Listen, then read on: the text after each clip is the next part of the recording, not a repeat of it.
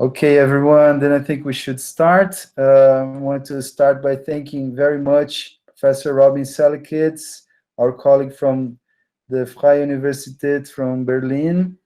He's been very kind to participate with us today at our session in the Journalism, Law and Freedom Research Group. We will talk about journalism and powers of digital capitalism. Let me just say a few words about Robin before we start and about our talk. So Robin is a professor of social philosophy at the University of Berlin. So it's a very unique discipline and area in German critical theory. We're very pleased to have him here. He's also Humboldt University of Berlin, which is a very interesting center. Unfortunately, I didn't know about it just in a short time.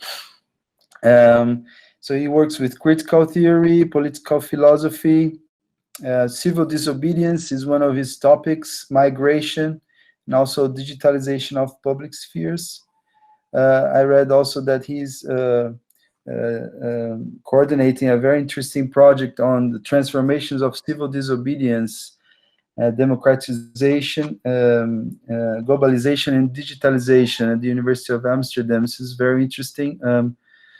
We are very, very pleased to have you here to talk with us.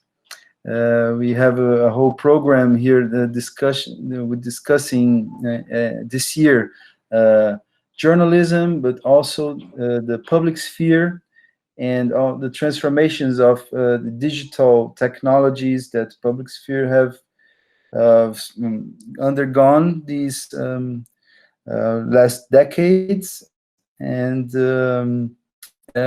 we organized some different, let's say, powers to analyze, and capitalism, digital capitalism would be one of the powers that we wanted to discuss, but I think there are many related topics, and I think it overreaches a lot of disciplines. And so economics, politics, culture.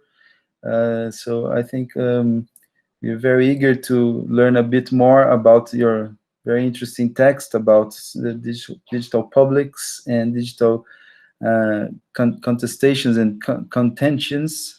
It'd be very interesting for us to learn a bit more in area of journalism, but also related areas of philosophy, law, and sociology as well. So thank you very much again to have this time to talk to us. We are all very pleased, and not only colleagues from our group are present, but also outside members from the university, which I welcome very much to be with us in this morning. Thank you very much, and afternoon in Berlin, right? Thank you, Robin. Yes. Thank you very much. Thank you so much, Vitor, for the invitation and for the introduction. It's a pleasure to be with you at a distance. I hope you can hear me. The connection is not perfect, I think, but I hope it's doable. I also have a short presentation, and Vitor, I don't know if you can share the PDF, the slides. So I will talk a bit about the article and thank you, some of the connections that I sort of developed. I should emphasize maybe that I'm myself not a journalist. I'm also not working on journalism, so that's something that we can maybe discuss in the discussion a bit more. I will primarily talk about the public sphere, its role in democracy, and how that role is being transformed and challenged by new forms of digitalization. So basically, my talk will be, my presentation will be on digitalization and new structural transformation of the public sphere, the text that I think some of you have read. And I will just go through three sort of aspects of it. I will first talk a bit about public sphere theory, especially as developed by Jürgen Habermas. Then secondly, I will talk a bit about the epistemic and political role of political contestation. and also some of the problematic forms of contestation. So, maybe until a few years ago, many of us who talked about protest and contestation assumed that it is a good thing, that it usually has a kind of emancipatory or critical function. But now, of course, in the course of the last years, there have been a lot of forms of protest, a lot of forms of contestation and challenges to established institutions, the public sphere, democratic institutions, the rule of law, that come from the political right and from anti-democratic forces that are not at all trying to enhance the inclusivity and participation of democratic institutions, but that rather want to limit or even destroy it. So that's a new ambivalence, maybe at least from a European perspective, that we have neglected over the last decades. And so I want to talk a bit about these ambivalences as well. But I come to the first point, and then the next slide, please, on the public sphere and its role in democracy. Just as many other key concepts in political philosophy, such as democracy or civil society, the public sphere is a concept that combines sort of descriptive and analytical elements with normative and evaluative elements. On the one hand, you can talk about the public sphere sociologically. It's a phenomenon that sociologists are investigating empirically. But on the other hand, it's also clear that it always has a kind of normative meaning. It's considered to be an essential aspect of democratic political systems and societies, and that among the many variations and interpretations of the public sphere seems to be a consensus. So the public sphere plays an important role. There's a strong, maybe even constitutive link between the public sphere on the one hand and democracy on the other hand. The public sphere has the job in a way of mediating between society at large and the sort of formal political institutions of the political system in the more narrow these ties of the public sphere both into civil society and into the political institutions, democratic institutions that make it so important. Of course, historically, the phenomenon can range rather widely. As you might know, Habermas in the structural transformation of the public sphere traces its origins back to the coffee houses of Enlightenment Europe. He neglected maybe a bit that there were also coffee houses in many other parts of the world. So here's an example from the Middle East, where maybe we have non-European, non-Western precursors of the public sphere that didn't play a role in Habermas's genealogy, but that are still interesting to maybe look at.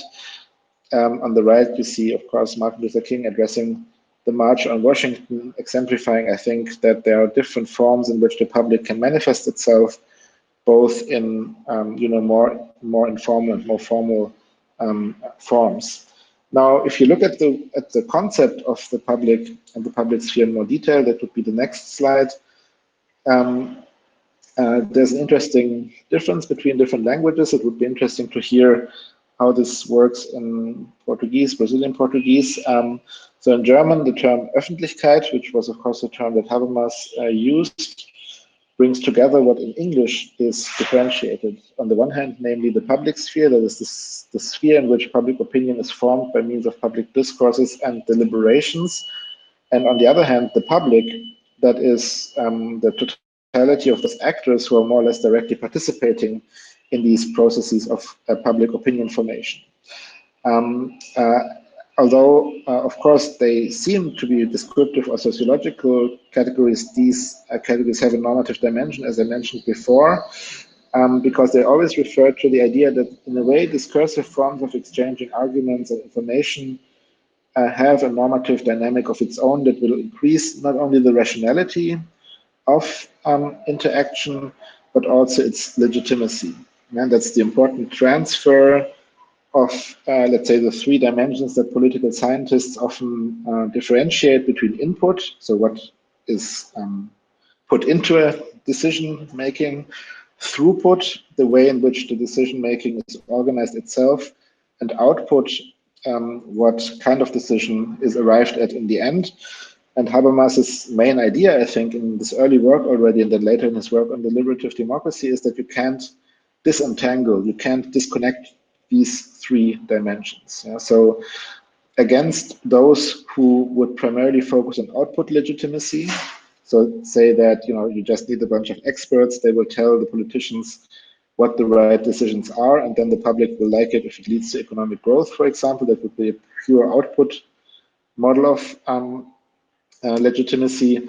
Habermas emphasized that input and throughput are at least as important as output, and that's the whole idea of the deliberative model. So you have to make sure that what enters into decision making are reasons, information, that the decision making itself is organized in a deliberative way so that it's inclusive, that it's responsive to reasons, that information is taken into account, that it's not purely manipulative or strategic. That is what a public should be. And then the result will be able to claim more legitimacy. It was also one of the big discussions between Habermas and Niklas Luhmann, the German sociologist, who was also interested in the public and in legitimacy, but who had a much more output-oriented understanding of it. This normative connotation, of course, also comes up in some of the main building blocks of sort of Western political self-understanding, such as the very idea of a res publica, of a public thing, right? I mean, that's the meaning of res publica, a public thing that should be at the heart of how the political community or the republic organizes itself. So it's no coincidence that republic, res publica are related, that they already involved in the very notion of the public and of publicity and of the public sphere in their very meaning. Against this background, that would be the next slide, Habermas has developed this idea of the mediating role. The public sphere is mediating between civil society on the one hand and formal political institution on the other hand, by making sure that relevant problems, information, and arguments are considered in the political system. The politicians can't just come together in parliament or in government councils and start thinking about, well, what should we do? But they are relying on adequate input from the broader civil society. Otherwise, they wouldn't know what the real problems are, they wouldn't have sufficient information, and they wouldn't be able to rely on the relevant set of reasons that speak in favor or against a specific policy option. So in that sense, there's a mutual dependence, as Habermas argued, between these different elements of a functioning political system. Now that's very important because sometimes in more recent discussions on deliberative democracy, especially in the 90s and the early 2000s, theorists would focus on only one part of the system. So the act of deliberation, for example, in parliament itself, but they would neglect something that Habermas has always emphasized, namely that we're always talking about a very complex system. Yeah?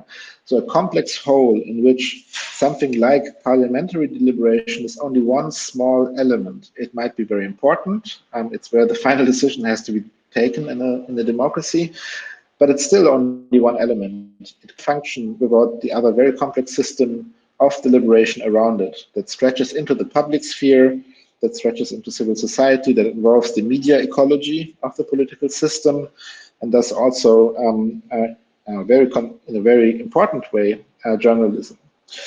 Habermas found some quite interesting formulations to make that essential role of the public sphere, to clarify it, to emphasize it. He and I quote this in the article, he described it as a discursive sewage system, diskursive Kläranlage. Yeah, sewage system is where the dirty water goes in and then it gets cleaned up and out comes the water that you can use for cooking and drinking, etc., if everything goes well. And he described the public sphere as such a system that helps to clean up, as it were, the input that comes from all kinds of opinion and will formation processes in the non-institutionalized sphere of what he calls the life world, right? That's something that comes up in the quote, and that's the next slide, where Habermas emphasizes this aspect of a system. Maybe I'll close the window. There's some kind of alarm out there, which has been going on for a long time, sorry. So Habermas writes, only across the system as a whole can deliberation be expected to operate as a cleansing mechanism that filters out the muddy elements from a discursively structured legitimation process. As an essential element of the democratic process, deliberation is expected to fulfill three functions. First, to mobilize and pool relevant issues required for information and to specify interpretations. Second, to process such contributions discursively by means of proper arguments for and against. And third, to generate rationally motivated yes and no attitudes that are expected to determine the outcome of procedurally correct decisions. Now, it's interesting, I think, to note that in a way what Habermas says here about the deliberative system as a whole could also be taken to describe the tasks of journalism to a certain extent, right? I mean, it's a quite ambitious, probably, understanding of journalism, but I think one that, as an ideal, it would make sense to take seriously. Of course, the last step, namely to generate rationally motivated yes and no attitudes, is usually something that, well, in an editorial, maybe the journalist would, take such a position, but otherwise they would maybe have to leave it to the readers to, make that step on the basis of the arguments and the information that they have been presented with. But I think the first two and possibly the third are also interesting to look at through the lens of journalism. Okay, now the next slide shows you that it's a quite complicated system. Habermas thinks that it looks something like this. This is from a more recent article called Political Communication in Media Society. Does democracy still enjoy an epistemic dimension? On the top, you see the political system. In the middle, you see the public sphere. And down in the picture, you see the civil society. And the idea is that you have a kind of a cycle of bottom-up movement in which civil society generates opinions, input, as it were, for the first the public sphere in this more strict sense of what is built around the media system, and then that input can go into institutionalized discourses and decision-making procedures in the political system, and what is at in the so-called center of the political system. Now, so that's the ideal in a way, an ideal that, according to Habermas, is also realistic. So it's, his political theory, his social theory tries to be both realistic and normative, which of course leads people to criticize it from both directions. Some say it's not normative enough. Others say it's too utopian and totally unrealistic. He wants to strike, of course, the balance of having a kind of sociologically informed normative theory, normative understanding. So his idea is that the actually existing public spheres have to approach at least this kind of ideal. If they don't, not only is it in a way sad because you don't realize the ideal, but it will lead to serious dysfunctions of the political system.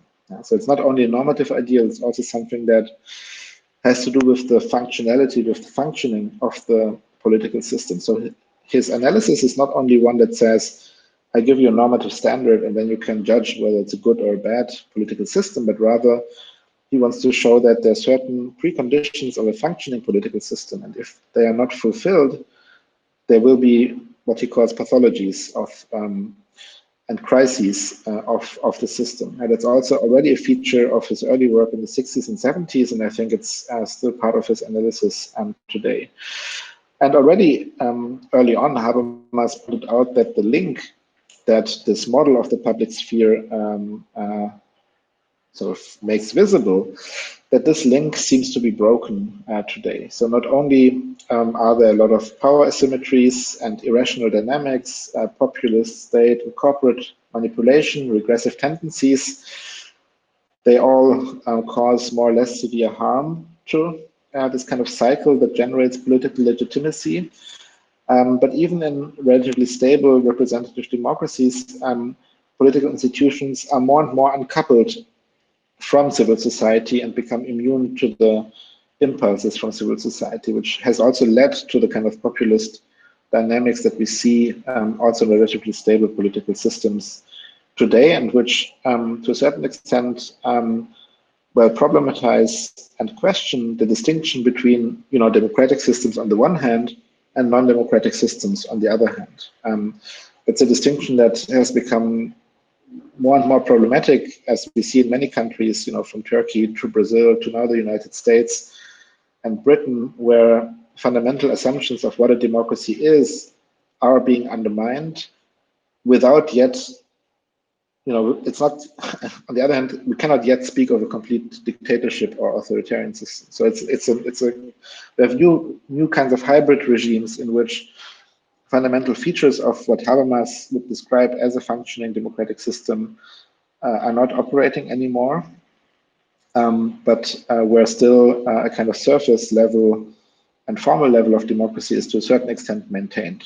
In many cases in uncertain ways. So, now that no one knows what will happen with the American elections in the fall, that will be an interesting case to study. Of course, I hear from my Brazilian friends and colleagues that there's the same uncertainty in Brazil, what the political system will develop into. And the same is true for other countries, of course, as well. So the problem is that Habermas's analysis actually becomes even more pessimistic in a way when it becomes clear that this is not simply a problem having to do with certain individual figures or contingent historical circumstances. Yeah? So it would be too easy, Habermas says, or he would say, to blame, Erdogan or Bolsonaro or Trump, and just say, we just have to get rid of these people and then everything will be good. Again, the problem is that there are structural tendencies built into the very system that Habermas describes that primarily have to do with the fact that these are systems that are both democratic and capitalist, that are both political but also economic systems, and that the political system is supposed to follow a certain logic that is actually quite different from the logic of the economic system. And if you look at the middle part of this picture, the media system, on the one hand, is supposed to play a specific role, namely to help translate civil society discourse into political decision-making. And that's a public service role, you could say. It's a role that should follow a certain democratic logic. But at the same time, the media system is, of course, to the largest extent, a capitalist system, a system governed by imperatives that have much more to do with profit-making than with fulfilling a certain political or democratic role. And already in the structural transformation of the public sphere, so his early book, Habermas pointed out that this is the fundamental contradiction at the heart of modern liberal democracy. And historically speaking, you can say, well, it worked for some time, more or less well. But we can see today, especially if you now look at how social media companies more and more took over this middle part in the media system.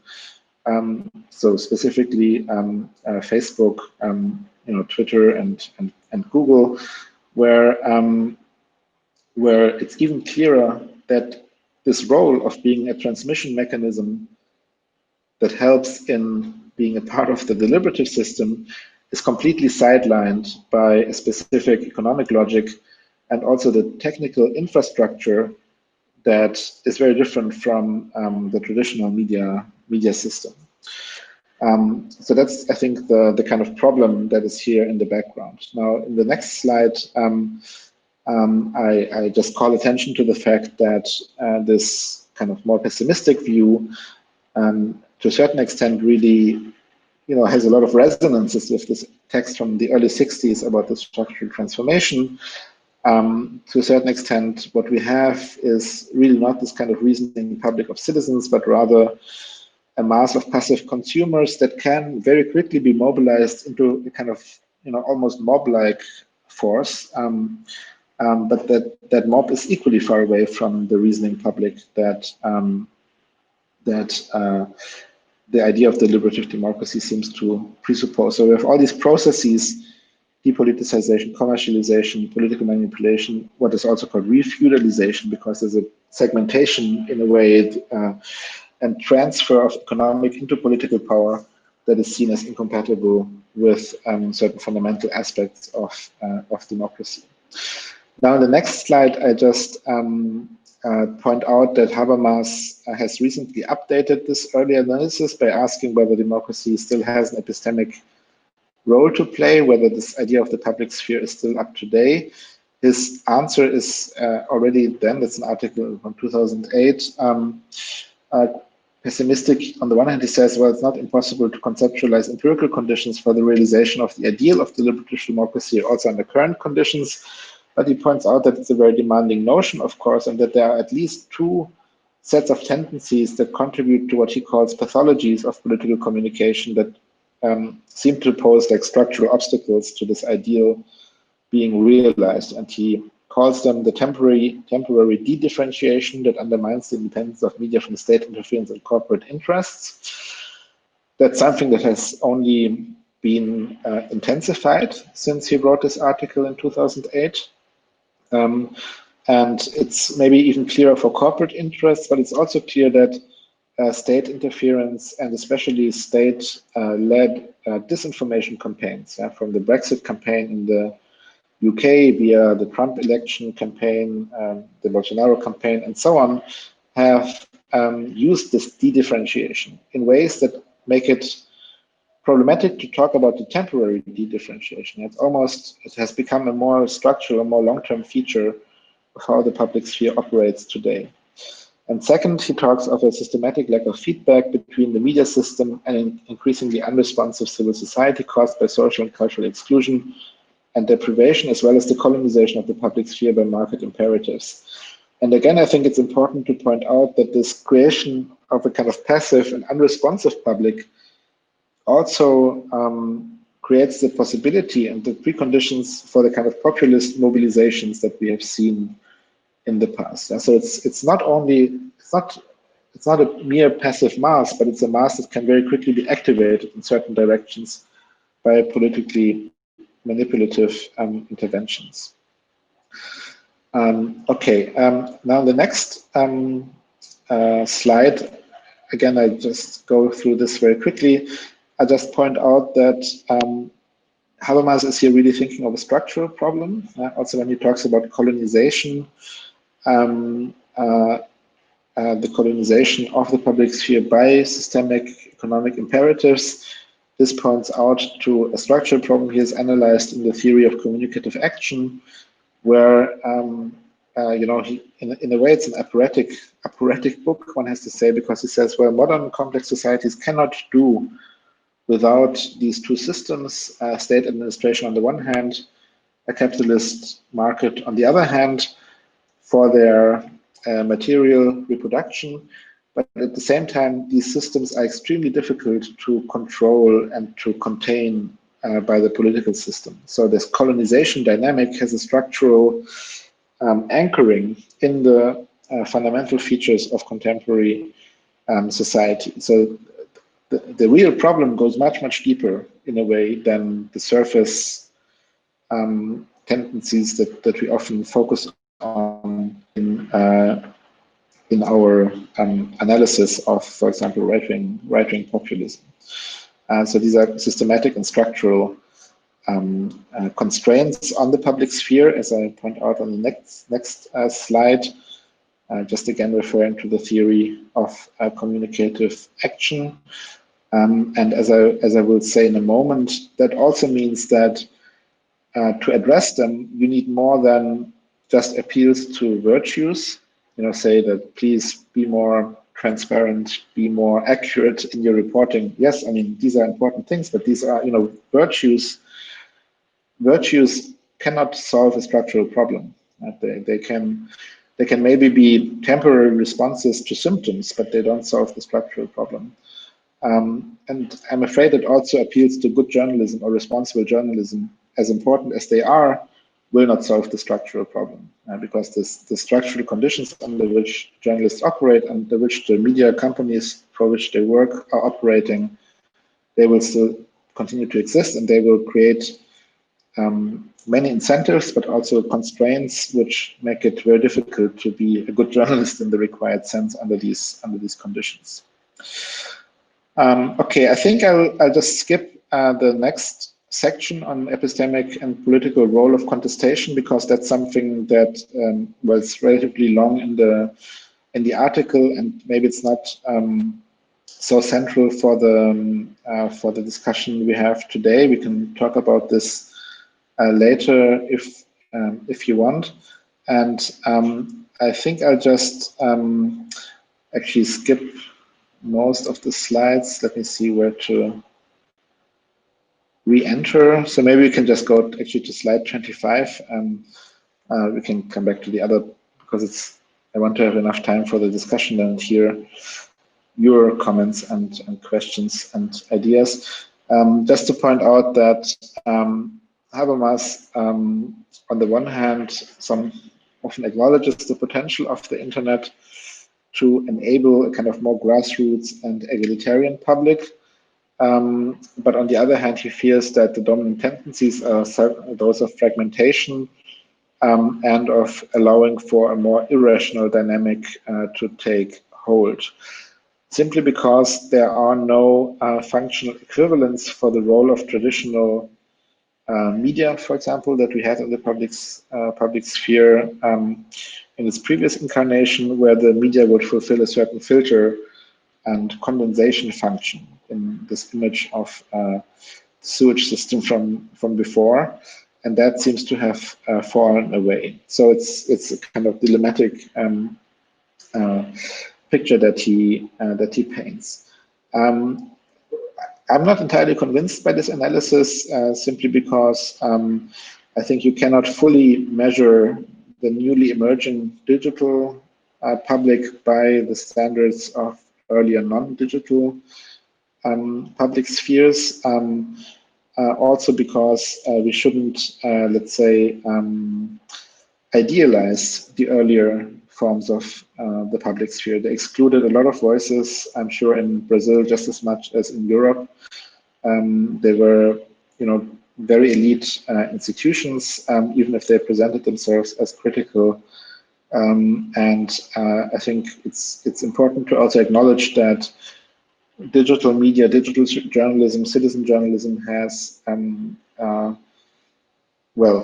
lot of new opportunities and enabling conditions in the internet and new social media that actually increased inclusivity, that increased the range of voices, of information, etc., that played a role in public discourse. So we shouldn't idealize the previous condition too much, but at the same time, especially the last years, I think, have shown that there are also a lot of dark sides to the digital public that maybe some of the more celebrations of the digital public have overlooked as well. And so with that, maybe let's just go to the last slide, actually, of the presentation, where I just want to reiterate the challenge for today, namely that the challenge in the age of post-truth and fake news is, I think, as I said before, that it's to a certain extent a structural problem that gets condensated in these extreme phenomena that we've seen online in recent years. It's a structural problem that is partly already analyzed by Habermas in his early writings. It leads me to think that an appeal to virtues like truthfulness, transparency, accuracy, and to good journalism, that these are not enough, precisely because they don't operate at the same level at which the problem is situated, namely not in the structural level. I think it follows from that, but that's something that I don't have the means to do, and I certainly cannot do it here. It follows from that, I think, that there are several tasks we have to take more seriously. The need to analyze and address these structural problems that have to do with platform capitalism, the fact that Facebook, Google, Twitter have changed the structure of the public sphere in a certain way that fits their business model, but that is diametrically opposed to the requirements of democratic deliberation, whether this is intentional or not. And it's, again, not enough that Facebook and Twitter now say, well, in extreme cases, we will add a remark and say, please don't believe what President Trump is saying, or they delete certain groups of right-wing militias, etc. I mean, it's better than not doing anything. But again, this is only a surface and kind of cosmetic reaction. I think, again, the the bigger problem is that these platforms that are the new intermediary institution for our present public sphere, that they are following not only economic imperatives that are very different from what democracy would require. That has already been the case for the old public sphere and its media institutions for the most part. But the additional challenge is that their technological infrastructure, the way in which these platforms are organized, and that's something that Morozov, for example, points to. They're not neutral. They're not neutral in the sense of the structure, not only the business model, but the structure of the platform itself privileges manipulative rather than, let's say, deliberative interaction in terms of how likes operate, how followers operate, how content spreads, etc., etc. Yeah, so I think that's the problem here, which means that one would have to think very, very fundamentally about the need for regulation. Also, the need for education. You can use these platforms only to manipulate if people are manipulable, open to manipulation. So I think, thinking about public education and, how children become citizens is something that critical theory would have to pay much more attention to. We have to think more about civil society activism. I think there are a lot of inspiring examples in Brazil, but also in other parts where citizens and social movements sort of use the new tools that they also get through social media to draw attention to abuse of power on the internet and to call for more responsibility. And I think these forms of what I call here epistemic responsibilization, that they play an important role as well. So, there are these structural problems. There's reason to be quite pessimistic, but at the same time, there are also a lot of initiatives, I think, including from journalists, including from, citizen journalists, grassroots journalists, etc., which make me a bit hopeful, at least. Okay, maybe I'll leave it here, and we can start the discussion. I hope that was not too difficult to follow, and I'm looking forward to your questions and comments and statements. Okay, thank you very much, Robin. I think it was very clear and very precise, and I think very timely. I think, well, we read your text, so I think the part about social movements can be included here in the discussions. I think you painted a very clear picture about Habermas's views and how it's changed, and thank you very, very much. So I want to organize here our talks, and first I could ask you just one or two questions, and then I can mediate the debate, answering questions also from the chat. Okay, everyone, if you want to ask questions to the chat, or if you want to speak as well, feel free. Okay. So, please. Thank you again. Sorry, Eugênio, Victor, that's me. Talk? Sim. Yes. Am I interrupting you, or? No. I didn't mean to interrupt you. No, not at all. Eugênio, our great colleague and co-founder of our group, please feel free. The floor is always yours. Okay, so thank you. I would like to congratulate you, Victor, for this small seminar we had here today. It's a great initiative. It's very important for us all, and I'm very proud to be part of this group. Thank you very much, Victor. And for you, Robin, I would like to thank you again, and also it was a very good presentation. And I would like to hear from you something about the connection between the concept of reason in one hand and the concept of public sphere in the other hand. It seems to me that it's a clear and necessarily connection between these two concepts. And I would like to hear from you just this. If you think this is a problem for us to think about the public sphere in the present days. To clarify this question, I would like to remember that the reason was formed, was elaborated, was created as a concept in the Enlightenment, and it has to do with the words, it has to do with a kind of communication that we learned from journalism above all. And now we have the power of the image all over the world. So it's a different kind of communication. And this is my point. How do you think about reason and public sphere in such an environment?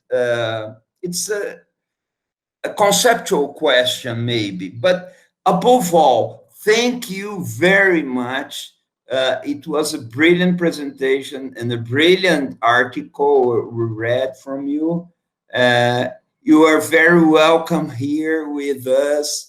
And it's a great moment for us. Thank you very much.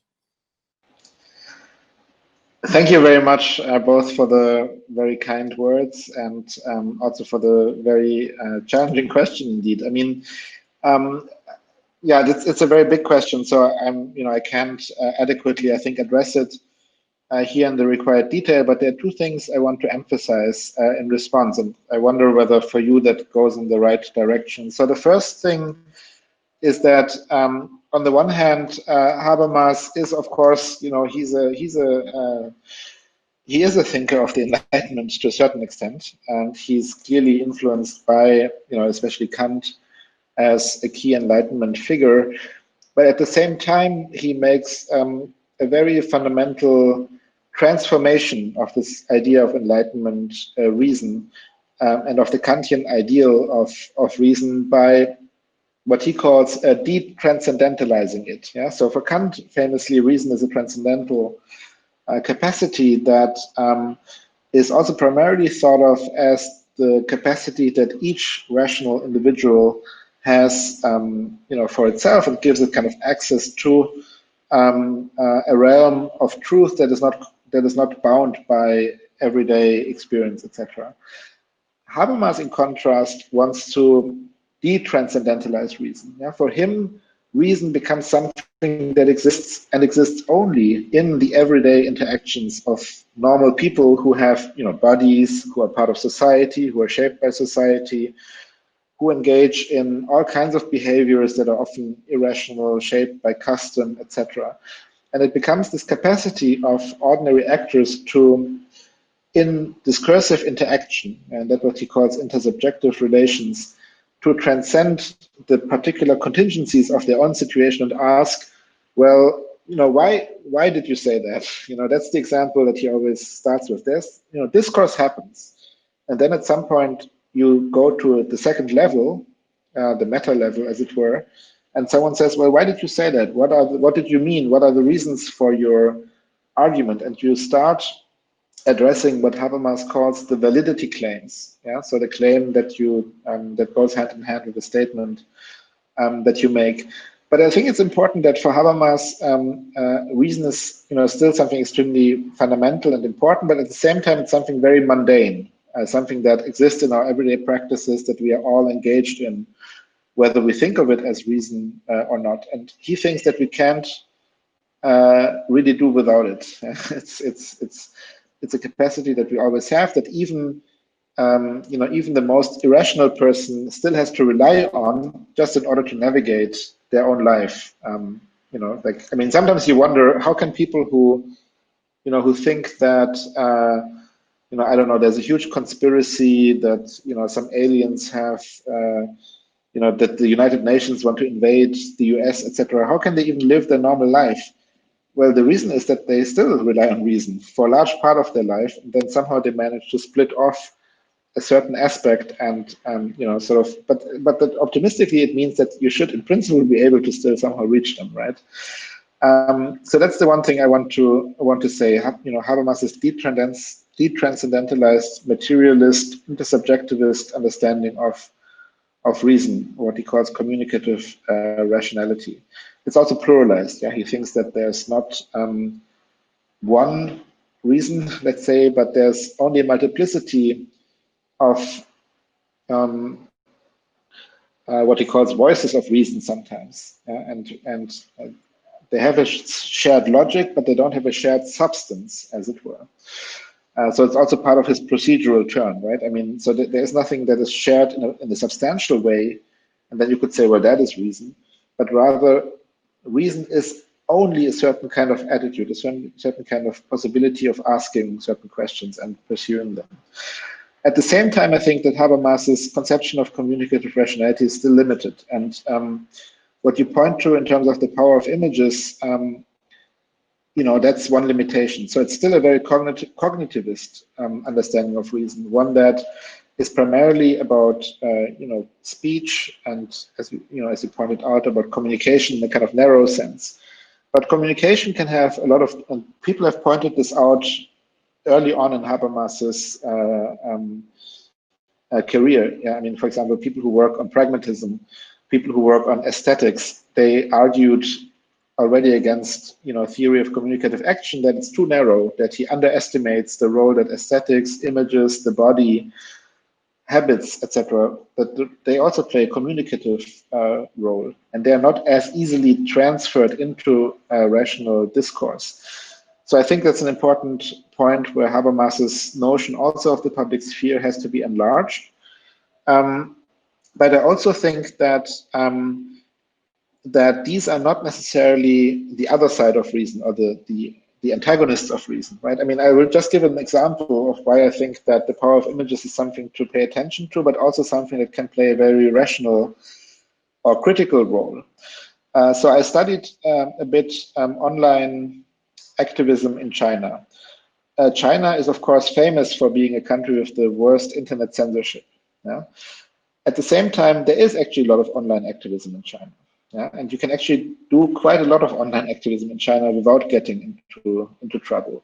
To a certain extent, the Communist Party and the government even relies on online activism because they can't control all the regional and local officials, and they know that they are corrupt and they know that they do bad things. So they want citizens to be, take care and make a campaign online if there's a corrupt official or if there's an ecological catastrophe, because often the official channels, they don't communicate that.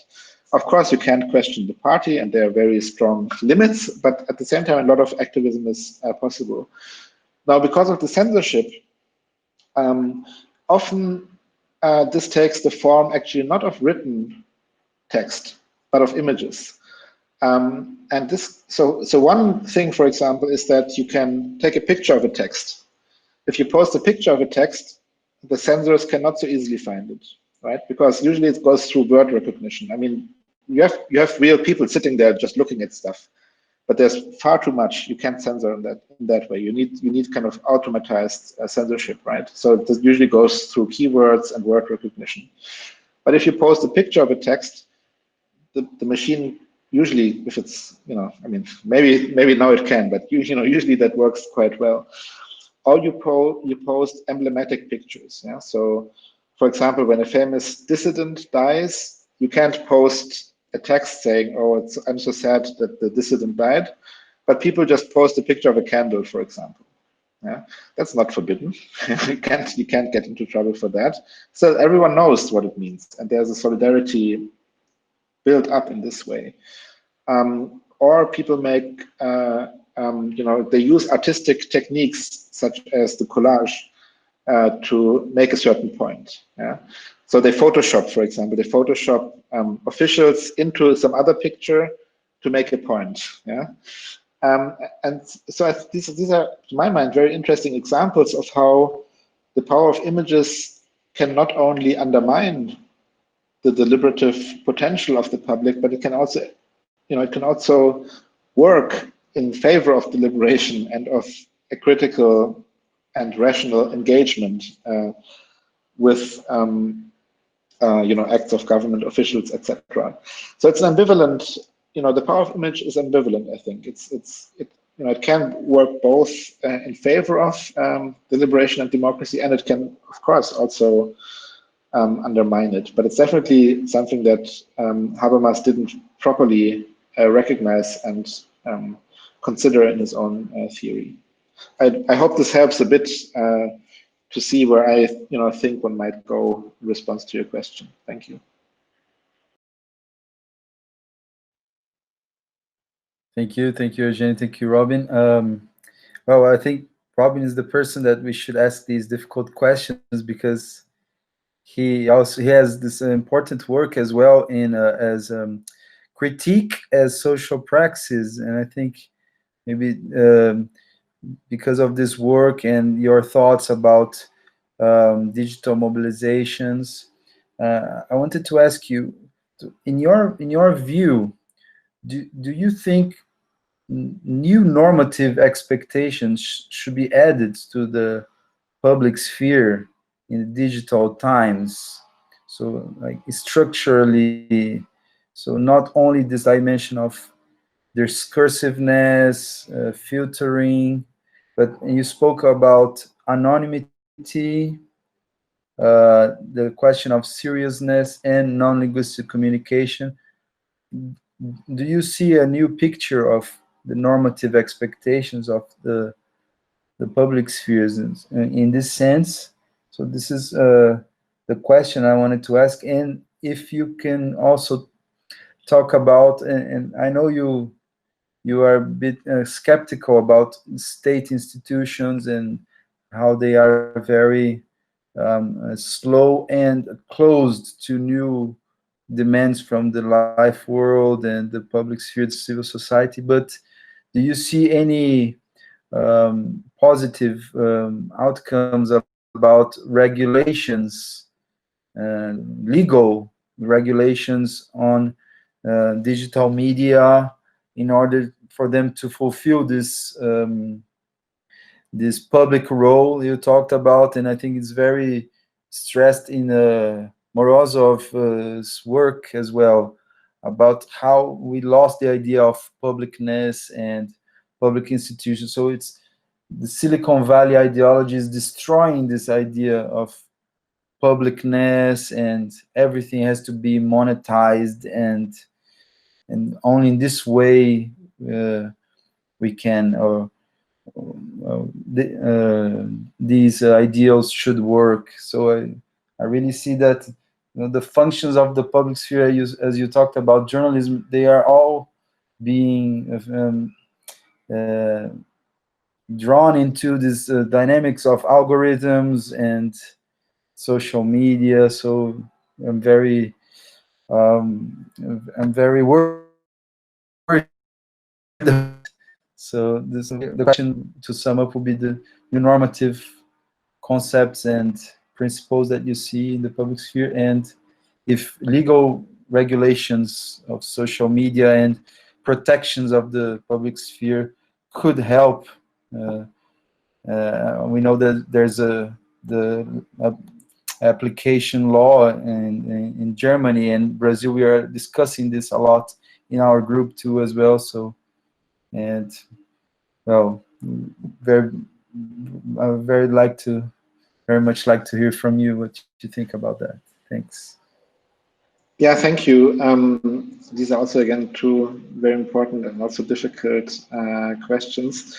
So let me start with the first one about the new normative expectations. So, I mean, I definitely think that, let's say, just applying the old normative expectations to the new digital practices is not working. Yeah?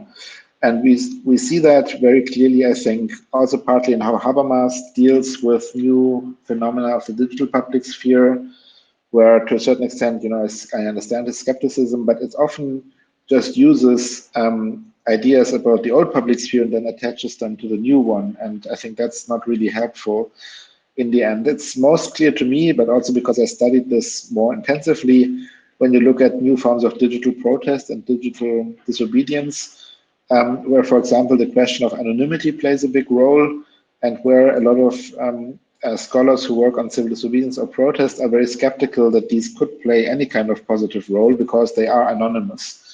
And I think this, just misunderstands the idea of the public, of publicity. I mean, today it's a bit more difficult to talk about these things in a positive way, but if you think back about the kind of middle phase, for example, of Anonymous, as before, after it was a purely just sort of fun-oriented youth movement, and before it became a kind of more right-wing meeting place. If you look at this middle phase, which, for example, Gabriella Coleman has written about in her important book, the actions were anonymous. That was the whole point. That's why they were called anonymous. The whole structure, the protocols, the interfaces, the platforms they used were built around the idea of anonymity. And simply to say that, therefore they can't be productive forms of protest or disobedience because they are anonymous, whereas classical civil disobedience is public because people show their face, they get arrested, etc. That's, I think, just not helpful. So I think anonymity as such, for example, is not a problem. I think it can enable, especially in contexts that are not fully democratic and that don't have legal protections for a lot of people, it can enable critique and dissent, whistleblowing, where otherwise they would not happen. I mean, I'm sure that in Brazil you have a lot of examples for that. I worked with a PhD student from Colombia who also, wrote about the importance of anonymity in the Colombian public sphere, because if you're not anonymous and you say certain things, you will not, last very long, to put it brutally. Yeah, I mean. So to say that, well, anonymity is bad, we can't trust anyone who's an anonymous source, just doesn't work in many contexts. The same goes for the US and other countries today. So that's just one example where I think the old normative expectations don't necessarily work. At the same time, I agree that one needs new normative expectations or rules or practices to emerge. Yeah? And I think Anonymous has failed in doing that. That's why it also ended up maybe where it ended up. It's also a problem that the internet, because it was this kind of anarchic space for a long time, didn't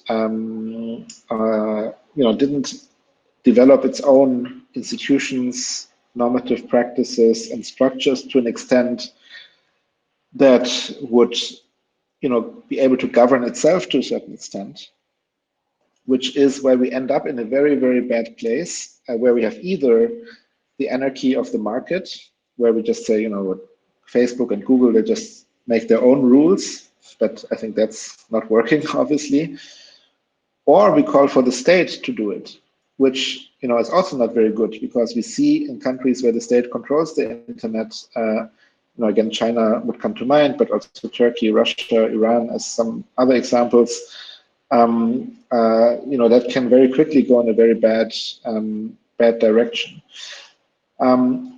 So that's the structural problem of how the internet developed and how it failed to develop any kind of shared governance practices out of itself. There are still proposals today where people hope that something like that could happen, maybe along the example of the International Postal Union and things like that. There are historical examples where communication was regulated on a model that was neither purely private nor state-centered. But it seems rather late, and I'm a bit worried that we will have either a kind of deregulated internet in capitalist economies, or we have what is called cyber sovereignty, as in countries like Russia, China, etc., where then the state plays a very strong restrictive function.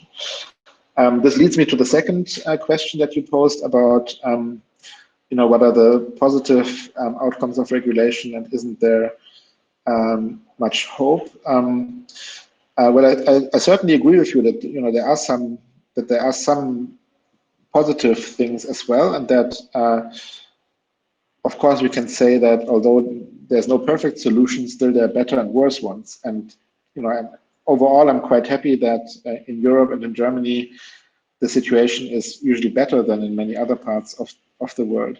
Not far from perfect, and actually also getting worse, but it's no wonder that, for example, in the early 2000s, a lot of American whistleblowers and hackers, they moved to Germany because they were not sure they could continue their work in the US, and they felt more protected by privacy and data regulations in Europe and in Germany.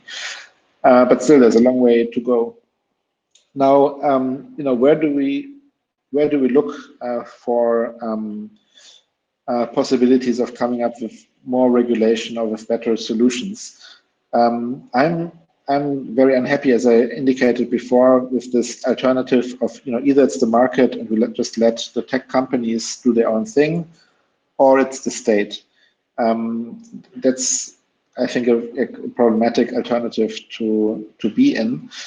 So my preferred way forward, in a way, is to say, well, the state. I mean, definitely the state has a responsibility, and the state or state like entities like the European Union, they have a responsibility and they have to advance political and legal regulation. But this shouldn't end up giving the state many more tools of control and restriction, but rather they should strengthen the kind of civil society sphere that is engaged in these domains. So I'm thinking of all the digital rights and freedom foundations and civil society agencies, that help journalists, that help dissidents around the world, that control governments, and check whether they actually respect the legal obligations they are under, which they often don't, of course, like the Electronic Frontier Foundation, and other institutions that exist, where lawyers, digital activists, journalists work together to make the internet a better place, to put it very simply, and they can't do their work without some kind of public support. So I think states should be much better in supporting these, let's say, more independent civil society organizations that I think can practically make an important difference. That's not an alternative to legal regulation, but I think it's at least as important in order to prevent the state from just getting more power and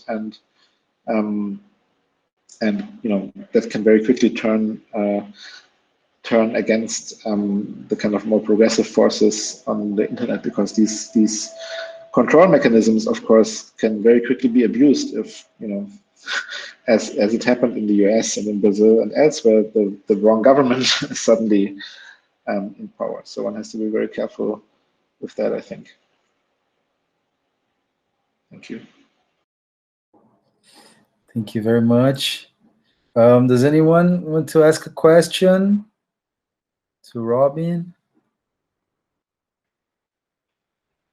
So we have scholars here working with fake news, blockchains, Magali, international reporting, also media literacy, others too. Does anyone want to ask another question? May I ask you? Sergio? Yes. I'm afraid that this is a question not so deep as you expect, but it's a question I want to be. In which country do you think the transformations of digital media is most disturbing the daily life of the population? It's different in Europe or in South America, United States, China. Do you think there are different levels of this?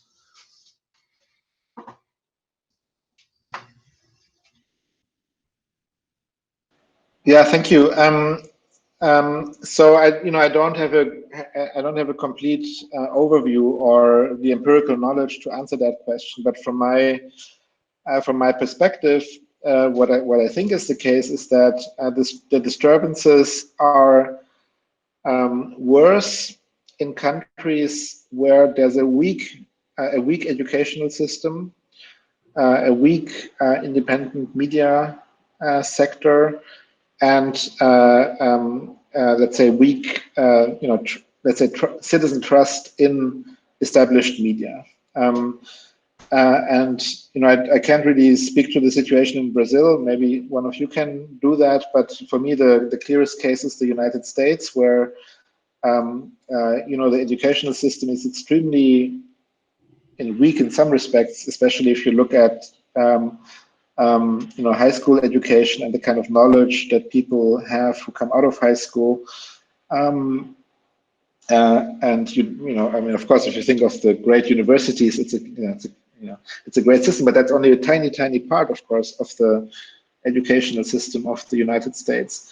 The second is that in the US, the so-called media ecology is, it's very problematic, as everyone knows. I mean, they have some of the greatest newspapers, like the Washington Post and the New York Times, but they are only read, of course, by a very small percentage of people, and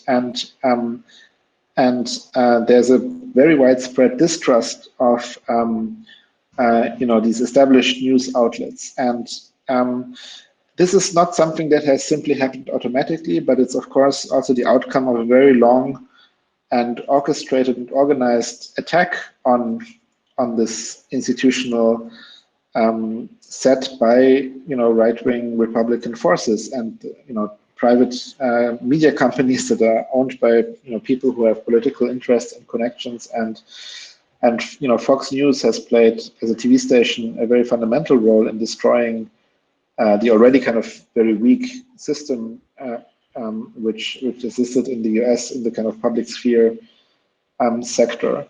And I think that's also why authoritarian leaders like Erdogan in Turkey or Orban in Hungary, or I'm sure Bolsonaro in Brazil, that the first thing they do is they try to dominate the media sector.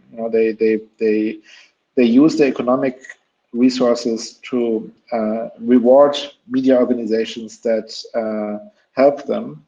They use their political power and their legal power to destroy media organizations that criticize them.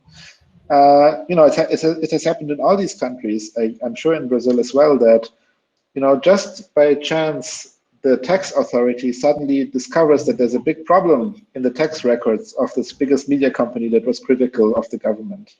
They go and they shut it down, or they give it a fine that it cannot pay, or they, this is the mechanisms that are being used. Turkey is the country with the highest number of jailed journalists in the world. Again, that's not a coincidence, but it's part of the whole strategy of the government to secure its control. Also, the same happened with the school system in Turkey. The government has rewritten all the curricula for the school system so that, in the hope that they will produce citizens that will not question the government later. So I think these are the places where the disturbance is biggest, where this has already happened, where the educational system, the media ecology has been destroyed or weakened so much over the past years and decades that there has become this kind of very manipulable, that they have been turned into these very kind of manipulable systems. Thank you. Great, thank you. Hi, So I have a question. May I ask? All right, Alexandre. Oh, well, hello, Robin. Thank you for everything that you said. It was very thought-provoking. But sometimes, I don't know, I think we speak so much about these sort of things, and Habermas also has a pessimistic view of where this is all going. And we see so many actors, such as governments and Facebook, Twitter, influencing people's decisions in the public sphere, that it just seems that we're all headed for doomsday. So my question is completely on reverse. So maybe, how do you see the positive side of it? I work together with the Media Information Literacy Expert Network. We work closely with Deutsche Welle Academy as well. So we're trying to foster different initiatives, very grassroots, as you say, because even people who don't know the traditional ways of literacy, they don't know how to read or write, but they use media nowadays. So how can we try to work in grassroots, trying to build a positive influence? Of course, it needs to be integrated. It's not one thing alone. But do you see any possibilities for the future? Thank you. Yes, yeah, thank you. Thank you. That's also a very important point. I mean, yeah, I mean, so, probably already between the time in which I wrote the article and today, my mood has somewhat changed. I mean, in the article, I think I'm still rather optimistic, despite the kind of structural problems that Habermas and others have indicated. I try to highlight more the positive possibilities for digital contestation and digital activism. And I still think that this is the case, and I still think that overall the digital transformation of the public sphere has a lot of emancipatory potential. And I also think that the problems that we see today are partly a response to this emancipatory potential, because it's a threat to the economic and political powers that exist. So there's a kind of backlash and a counterattack, you could say, that the state, corporations, and other political actors are engaged in, and this happens on many different levels. Legal, state-led disinformation campaigns, ideological battles around free speech, and I don't know how this is in Brazil, but in Europe and the US, there are these debates about cancel culture and deplatforming, which I think are essentially, in many cases at least, kind of ideological maneuvers to defend existing hegemony, cultural hegemony. Yeah, so new minority voices, for example, make their way into public discourse, especially also through grassroots or social media campaigns. They don't write articles in the biggest newspapers, because these biggest newspapers are still controlled basically and filled by mainstream figures. And then the old school journalists write articles about the threat that these campaigns pose to their own worldview and to their own hegemony. And of course they try to attack it and say, well, this is a threat to free speech. But actually it's new speech that comes in, which they don't like, because it's not going through their own filter mechanism and it doesn't correspond to their own ideological preferences. So I think there's a lot of this positive energy that comes out of it. But my view is probably a bit more ambivalent today, simply because so many powerful economic and political actors have used these possibilities to their own anti-democratic agendas, and they have been very successful in doing that. In Europe, Brexit is a major thing. It will lead to a catastrophic crisis for the UK, quite certainly. In the US, it did not only get Trump elected, but still, over 40% of American voters still want to vote for him after everything that, it was worse. It was already bad enough that they voted for him the first time, but you could say, well, they didn't know what he would do really. But now they know, and that he was very, very bad in all kinds of, but still 40% just say, well, I vote for him again. That makes me, I believe in ordinary people, and I believe in the practices of critique and deliberation that people can engage in. I believe that digital forms can enhance that. but also there are sometimes I get quite desperate and think that, well, what are we supposed to do with that? Can you still reach these people, and can you somehow convince them? And what would be the kinds of what kind of politics and what kind of media structures and campaigns would you need in order to reach them?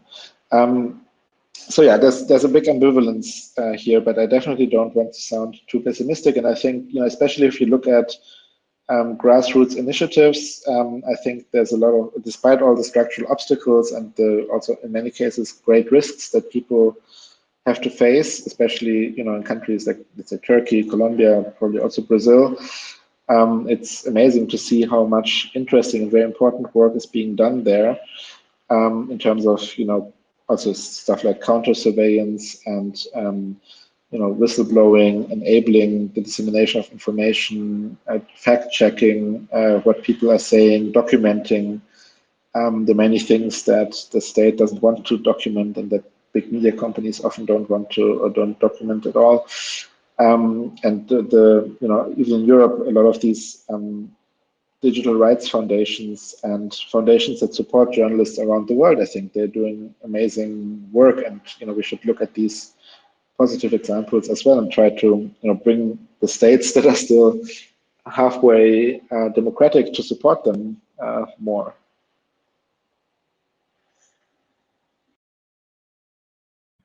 Great. Thank you. Oh, we have a question. Benur, do you want to ask speaking, please? Your microphone is off. Hello. I'm going to read from the news. Thousands gather from the end of pandemic protests in Berlin, ignoring coronavirus safety measures. And in the Brazilian case, for months, supporters of Bolsonaro's negligence policy took to the streets to support the president. Critics of the president used it to stay at home to respect social isolation. How does this regime of constant semi-presentiality, accelerated by the pandemic, impair the engagement necessary for citizenship? Authors like Zizek believe that the pandemic has sparked the need of global cooperation, albeit selfishly. Really? There are many movements in Europe, like the Democracy in Europe movement 2025, or DN25, created by the former Greek finance minister Yanis Varoufakis and Croatian philosopher Srećko Horvat. In your article, you comment, for example, as strategical pseudo-communication tends to replace genuine communication action. My questions are, is there still democracy in Europe? What democracy? And second, from the beginning of the pandemic until now, to what extent has your perception of how capitalism has been revealed over the course of this year changed, revealed over the course of this year, and what face of capitalism did the pandemic reveal? Thank you.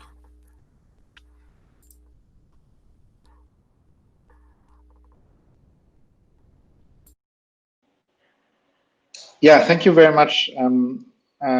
This is also a very interesting set of questions. So I have one just remark about the thing that you said at the beginning, and then I'll come to your two very important and fundamental questions. I mean, so these, with regard to the protests in Germany, and I don't know whether this would be the same for Brazil, there are two things I think that are very important. The one is that you point out, right? I mean, it's that there's a structural asymmetry here that makes it so that one side can dominate the public and the news coverage in a way, because they don't care about the isolation and the social distancing measures, and that's why they come out to demonstrate, thousands and thousands, whereas the other side doesn't demonstrate because they think it's not a good time to demonstrate. And then you have the paradox that although those who demonstrate against the lockdown or the corona policies are actually a very small minority. Yeah, and if you look at German public opinion research, it's very clear that the large majority are supporting the government. Many even think that the government is not doing enough against the pandemic, and only a very small number sympathizes with the demonstration against the corona measures. Still, the more we talk about it, the more space and attention, of course, they get, and the more their, in many cases, sort of really problematic politics gets kind of normalized in public discussion. This was especially important to analyze and react to politically in the last demonstration, because as you will have seen, there were a lot of extreme right-wing and fascist and neo-Nazi components of the demonstration, and a lot of so-called ordinary citizens who are just against the pandemic and the measures against it didn't have any problem of walking side by side with, you know, the fascist, very organized and violent groups. And this is, I think, where one just also sometimes has to make a, you know, draw a line and say, well, if you do that, then you know, there has to be a very strong reaction, not only from the state but from civil society. And you know, I'm happy to discuss with anyone about the legitimacy of the corona measures, and there is a big discussion about this in Germany as well. But I'm not going to discuss with anyone who, you know, goes to march with anti-Semitic and fascist and right-wing, you know, flags and so on. So there's also a question of the public debate and how to conduct it in the light of these manifestations. And you know, you can have similar discussions in different political systems, I think. But it's interesting because it's you know, one of the moves in the debate, yeah, is of course that they construct this image that they are the ones who are defending freedom, yeah. But that's a very particular understanding of freedom. It's, you know, it's an ultra liberal individualist conception of freedom, where my freedom to walk around, even if I harm other people, has to be untouched, right? So it's the opposite of anything like solidarity or a social, responsible understanding of freedom, etc. Yet they think of themselves as, you know, being the resistance against the state oppression, and so on. So it's an interesting mix of problems there.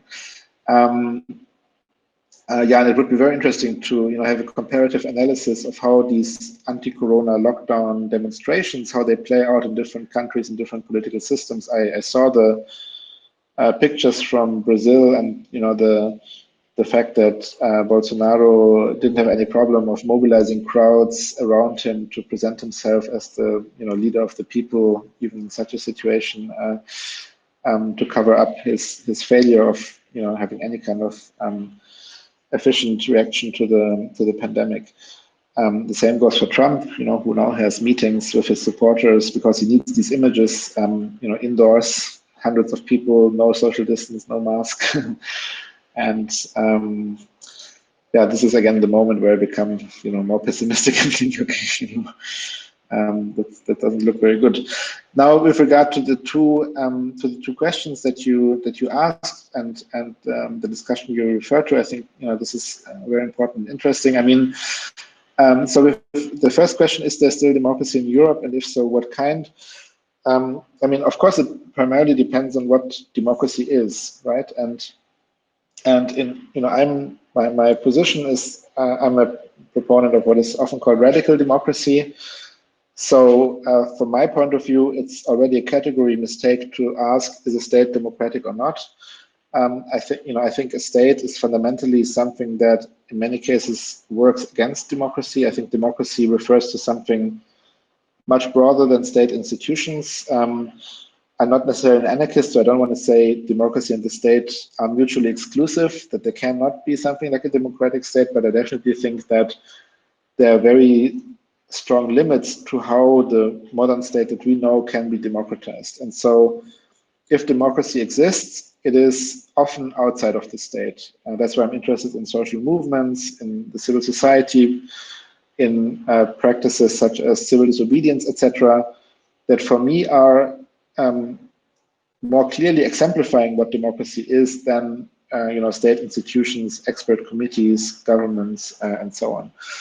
I don't think we can, I don't necessarily think we can do without the state, but I think it's wrong to identify the state with democracy. And in that sense, I think that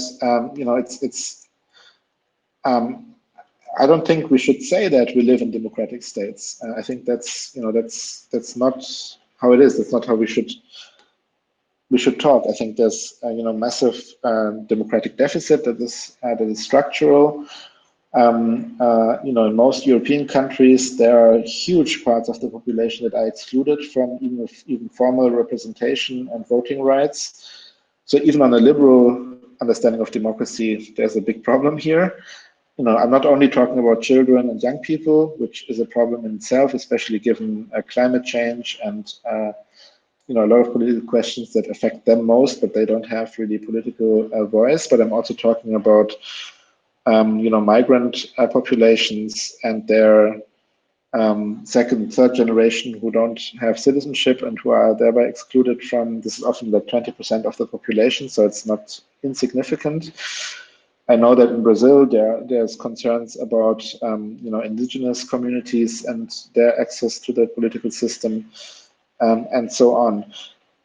So in that sense, no, I don't think we live in a democratic system. At the same time, I also think it's important to realize and recognize that there's still very important differences, and that if you compare, for example, Germany and Turkey or Germany and Belarus, very clearly Germany is more democratic, let's say, offers more possibilities of democratic participation, activism, critique, engagement than Turkey or Belarus or many other countries. And I think it's also important that if we are critical of the situation in our own countries, we don't neglect that there is this difference, and that this also imposes certain responsibilities on us. And I mean both intellectual and political responsibilities. Intellectual responsibilities in the sense of, and I think we have to be very critical, but we also have to make sure that we get the differences right between these different systems.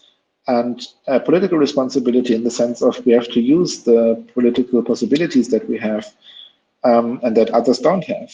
Yeah, so I once organized a workshop in Amsterdam when I was still working there, together with refugee and migrant activists, and a lot of the migration scholars and activists in the room, who were Dutch and German, etc., they were very pessimistic. They said, for 30, 40 years we have been organizing, trying to get the state to be more, to just honor its own legal obligations vis-a-vis refugees and migrants.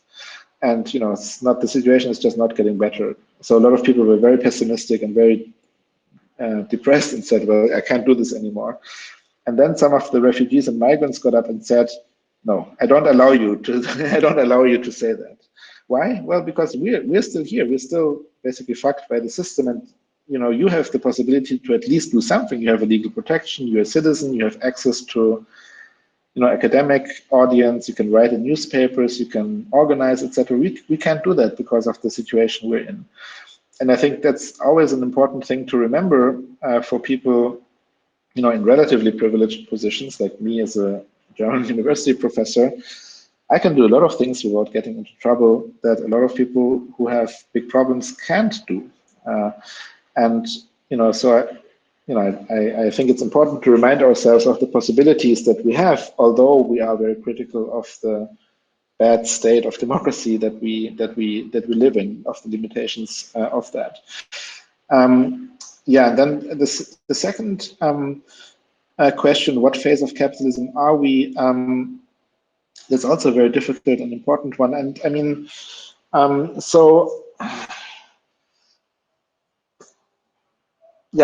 not entirely sure how to answer it, but I think that there's one thing that the Corona crisis has revealed that does give me actually some hope, although I'm not sure it will last very long, and namely that there is now, at least in the discussions, in the public discussions that I've been following, a greater awareness of the importance of health, education, childcare as genuinely public goods.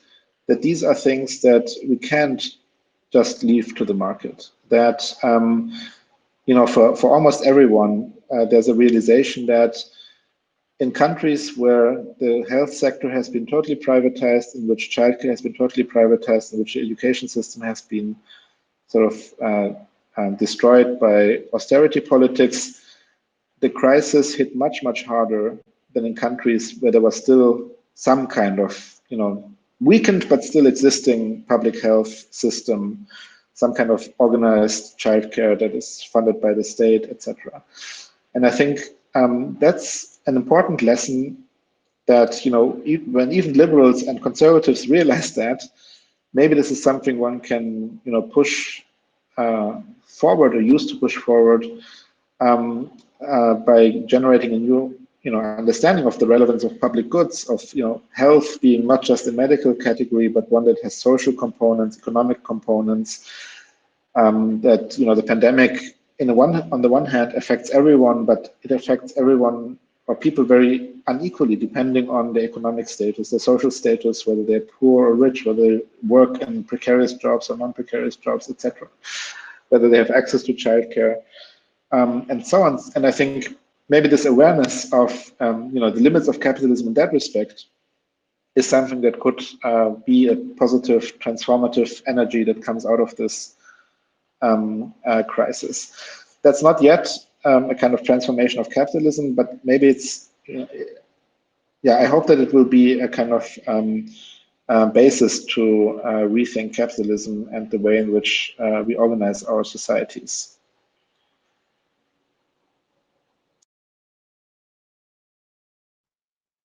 Great, thanks very much. Well, I think you addressed many very interesting points and very thought-provoking, really, for us, really in privileged spaces, the university here. I think many times you ask, I don't know if the situation is similar in Brazil, and I was doing this, yes, I think many of the examples you talked about are happening here radically. There's a very strong struggle about the education system and right-wing movements taking over the state, apparently in the name of the people, so trying to change the educational system, and also other forces, religious and military forces, that are very hindering our democracy as well. As you said, our access to media and to public interest journalism is very, very limited here in comparison with Europe. So we've been trying to make use of also these connections of the university with movements and movements connected to culture, and especially to the organizations of peoples that have been excluded since the beginning of our existence of our country. So that's something that I wanted to ask. I know there's a question here from Magali now. No, okay, no, it says she just sent something about Corona and capitalism. Oh, okay. Oh, thanks for that. Thank you very much, Robin. I liked very much your presentation. Thank you for your time. But I think if there's just a little time for a last question, I'm very eager to know about some well, if you see some innovations in terms of theory, in terms of political public policies, when it comes from the worldviews of these different social movements and excluded people. So you talked a lot about immigrants, and I think this is, and it's very symbolic that you sent a picture about the Islamic coffee houses, and I think we here have a breath of fresh air, and we have to open the university and our minds to the worldviews and philosophical views of indigenous peoples, Black people's movements, and I think some of the innovations come from this side, and I wanted to hear if you are seeing something like that. We have also here the scholars who work a lot with the idea of ecology of the public sphere and non-anthropocentric movements of the public sphere and activisms that are not connected to exactly individual subjects. And I think there's a lot of discussion about, for example, intersectionality and indigenous worldviews that I think help us to reconfigure these ideas, these normative ideas of the public sphere. I just wondered if you are seeing new insights about these movements and their claims, and how this impacts your theoretical thinking and your ideas of the public sphere. Thank you again so much for your talk, and your answers have been very illuminating for us.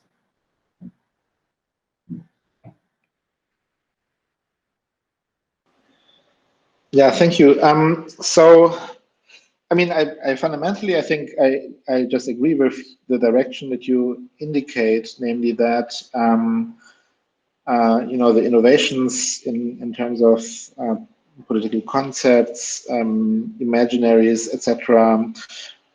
We should look to social movements and to new social movements that are being formed around migration, racial justice, the continued critique of the afterlives of colonialism, indigenous people in Latin America, South America, but also in North America. I think there's a lot of interesting discussions there. And for me, the primary interest in these movements, in the case of migration, I think it's a movement in the double sense, right? I mean, migration is a movement itself in the simple sense of, someone moves from A to B. It's a form of mobility, of course. But at the same time, I think it's also a movement in the political sense. It's in itself a challenge to, the established view of the nation state and how politics works, and everything that is usually called methodological nationalism. So the imagination of the world as being composed of units that are nation states and that are closed, and then they sometimes open their borders and sometimes they close them again. And I think we really need to think beyond that, and that's why I'm myself very unhappy with this debate, especially in Europe and in the Anglo-American world, about populism as something that, there's right-wing populism, and now we have to find the left-wing populism as an answer to that. I know that there's a different discourse on left-wing populism in South America. It has a different tradition. It has a different connotation.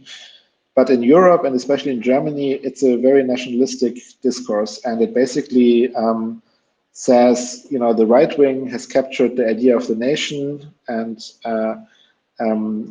it has turned it in a bad direction, and now the left wing should, do the same and move it in the right direction.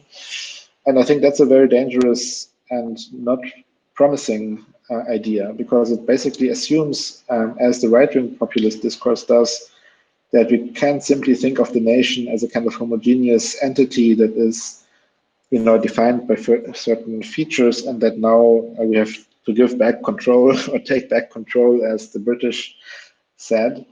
And that's not at all forward-looking. It's a backward-looking idea, and it doesn't correspond to the realities on the ground. I mean, Germany now is a very heterogeneous society. It's what we in our research group call a migration society, in which migration is not an exception. It's not something that happens temporarily and then it disappears again, but it's a constitutive feature of the society.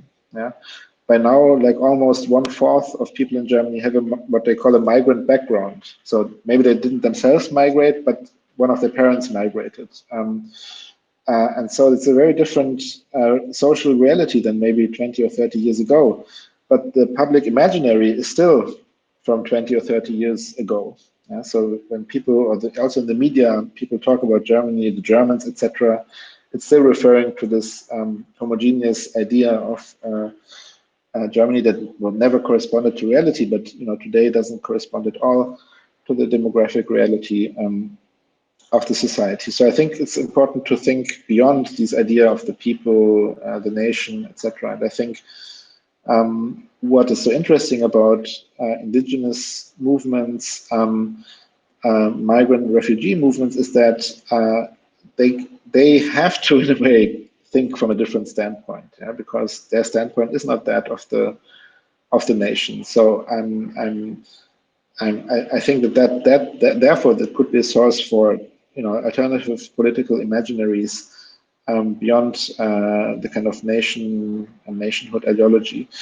And also, the second point I want to make, that would be necessary in the face of global challenges, right? I mean, the pandemic is just the most recent example of a challenge that is structurally global, but to which the response was national, and very often what is called sometimes catastrophe nationalism. Yeah, so something happens, and immediately the impulse is, let's close the borders, let's just focus on our own group. Yeah, we can't help now all these other people. Even in Europe, we have the EU, but once the pandemic hit Italy, everyone was like, oh, poor Italians, but unfortunately we can't help you. We have to focus on our own medical system. So all the rhetoric of solidarity, disappeared very quickly, even within the EU, where it's supposed to be the official policy.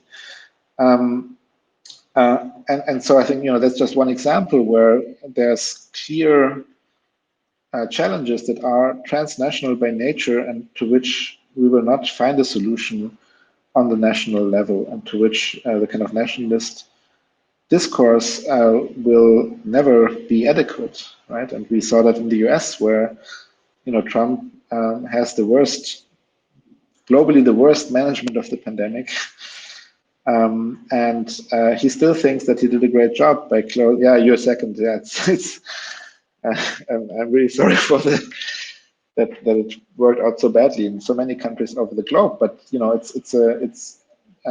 are structural problems, there are problems of political leadership, there's a problem of the whole way of thinking about these issues that is as if you could solve them by closing the borders or just waiting to see what happens. And of course, climate change, the climate catastrophe being the other clear example where maybe it's already too late, but if it's not yet too late, then there will only be a solution if there's a kind of realization that there can't be a national response to it. And again, I think some of the social movements around climate change come up with interesting ideas about how that creates a new political reality. And for me, that's primarily interesting because cosmopolitanism has a bad name in a way, because it's usually considered to be a kind of utopian ideal that some philosophers come up with, and they just postulate that we are all moral equals, etc. But I think we're actually now in a kind of state of human history. Maybe we were there before, but now people start to realize it, that because of the pandemic, because the global reach of capitalism as well, and because of the global effects of climate change, maybe for the first time there is a kind of actually existing subject of humanity, or of potentially cosmopolitanism, that it's not a mere moral ideal, but something that is without alternative in a way, if we want to deal with the challenges at hand. And that's why I think it's both extremely important to have an adequate analysis of the crisis, and I think for that we need social theory, we need maybe even critical theory, to see how these different aspects hang together, but also to have kind of clear political vision, what an adequate response would have to look like. which is very difficult because we don't really have the conceptual theoretical tools for that yet. So I think that's, you know, where I want to come back to your question in closing, and, you know, just say that I agree that we should especially look where we haven't, or where the institutional academic discourse hasn't really looked yet, namely in the kinds of knowledges and perspectives of excluded groups and people who are outside of that framework. And, you know, I don't think that, you know, one movement or one group has the solution or is sort of can be privileged in any kind of way. But I think in the situation we're in, we need all the epistemic resources we can get, and then we have to see how we can use them. These are, in the end, you know, I agree with Foucault, these are theories are toolboxes, and you have to see what you can do with them. There's no point really in being a purist and saying, you know, I'm a Habermasian, I will only use Habermas's conceptual tools. You know, not even Habermas says that. So I think we should take his example and say, you know, let's just use whatever theoretical tools we can find, which can be useful in addressing the challenges we face.